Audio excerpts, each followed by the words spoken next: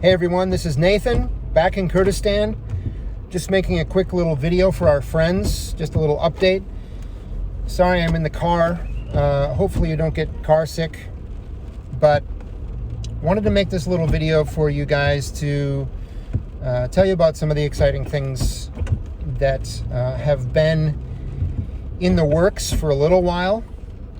And yeah, we're doing well. We're super glad to be back.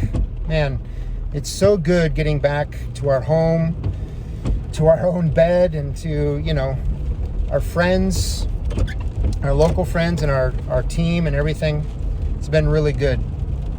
The kids are doing well, Serafina and Joshua. At the beginning, it was a bit of a struggle to get them sleeping through the night. Now Serafina is doing well. She's sleeping really well. Joshua is struggling a little bit, so we've been a little bit tired for the last couple weeks or so, but it seems like now things are starting to normalize, so that's really good. We're starting to get enough sleep. I think last night was the first night that we both got more than 6 hours of sleep. So that was a huge blessing. We woke up feeling quite well. We wanted to update you about a couple things that have been in process and that we've been talking about and praying about. Some things that we've been dreaming about a little bit while we were back in the U.S. We had a conversation with the director of FAI, which is Jeff Henderson.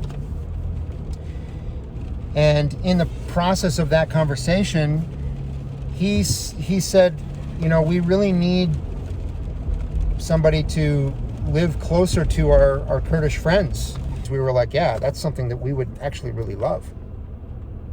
So in talking about it, we decided we were going to move to Saran, into the neighborhood where our Kurdish friends live, which is very exciting. And we've got a house picked out and everything. There was it took a bit of time to figure out which house was going to work well for us. It turns out the smallest house is the one that's going to work the best. The other two are just not available. So I'll show you some video. We're on our way to the house now. So we're going to go and see what it looks like right now, which is exciting. So that was one of the big decisions that we made, and it's something that we're very excited about. So it means that we're going to have a lot more opportunity for engagement with our neighbors. So that's the first thing that was something that we had talked about. The next thing is more ministry related as far as structurally. And this is still in process as well. We're still trying to decide what this looks like. And but you know, for the last 2 years, we have been working to get this project functioning, the embassy project, United Christian Embassy for Kurdistan. To make a long story short, it doesn't really work. And one of the reasons why an embassy doesn't really work is because here there's a very particular set of expectations that an embassy would have. And so when we say, you know, we're part of the United Christian Embassy for Kurdistan, people automatically have all of these expectations about what an embassy does. And, you know, we just don't do that. What we've decided to do is essentially shelve the embassy thing for now and develop this team that looks at broader Kurdistan and starts to assess different locations strategically, starts to build relationship in some of those strategic locations. We have a few in mind, specifically southern Kurdistan, down closer to Baghdad. Kurdistan kind of comes across just north of Baghdad. So, you know, thinking about establishing a new location down there, we want to have a team that looks at everything and starts to build relationship in those locations for the purpose of expansion.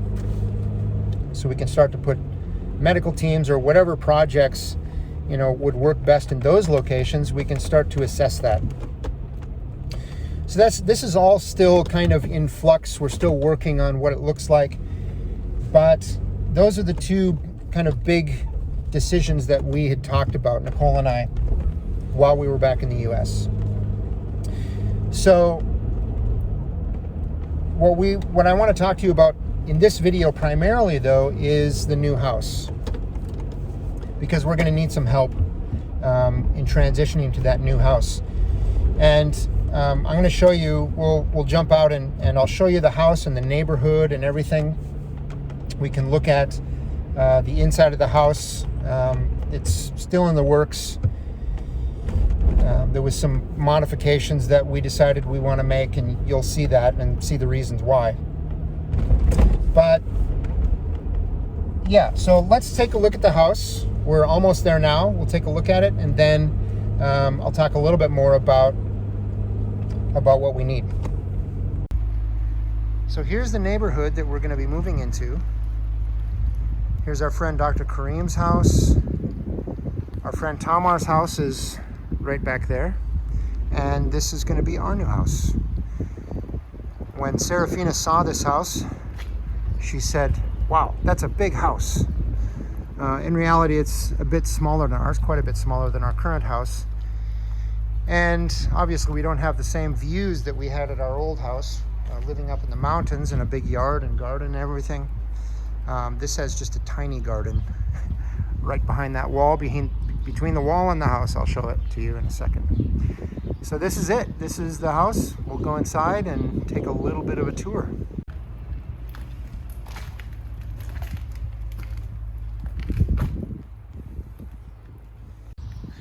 So coming into the house, there's two doors. There's one door that's the main front door that kind of goes into the front hallway in the living room. But in Kurdistan and many places in the Middle East, they have a second door that goes into the kitchen, and this is the one that we would use primarily to get inside the house. So this is the kitchen. And as you can see, there's nothing in it. So this is the way that it works in Kurdistan. When you move into a new house, you bring your kitchen with you. So all of your cabinets and cupboards and appliances, of course, sink and everything has to be built. The rest of the house as well is just empty rooms. This is like the lounge. We have decided to open up this wall. This was a wall going up the stairs. There was a wall there, and we decided to make the stairs go around inside of the lounge rather than through the bathroom on the other side. There's another bedroom down here. And then another lounge, pretty much exactly like this upstairs, and two bedrooms.